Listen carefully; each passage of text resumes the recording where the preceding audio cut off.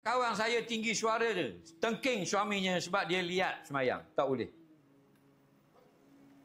Kerana apa? Kerana kita kena rendah suara dengan suami. Dah dia dah semayang, suruh macam biasa. Ha. Kerahkan nasihat. Bang, dah bila lagi nak semayang? Esok lusa dah mampu bang tanah. Bang lagi. Cakap dulu dah lah.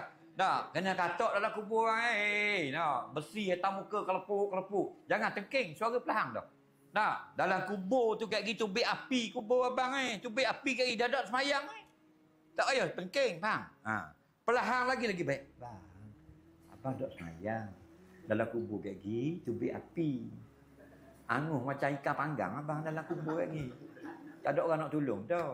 Masa ni nak semayang. Dalam neraka kat gini guling terus dalam api. Faham? Macam goreng ikan selayang. Nak gitu. Betul. Ha. Pelahang dah lah. Okey. Jangan wah gitu. Okey. Macam kita marah mak ayah kita kau. Boleh tak marah? Boleh ha. Tapi tak boleh tinggi suara. Faham? Salah tetap salah. Okey. Ingat ada orang yang tak semayang, tak ada kira mu raja, mu sultan, mu apa sekalipun, Perdana Menteri, timbalan, Presiden, timbalan Presiden kena pecah. Semua kali kalau tak semayang dalam neraka sakar. Allah buat sebekah belaka lagi. Okey?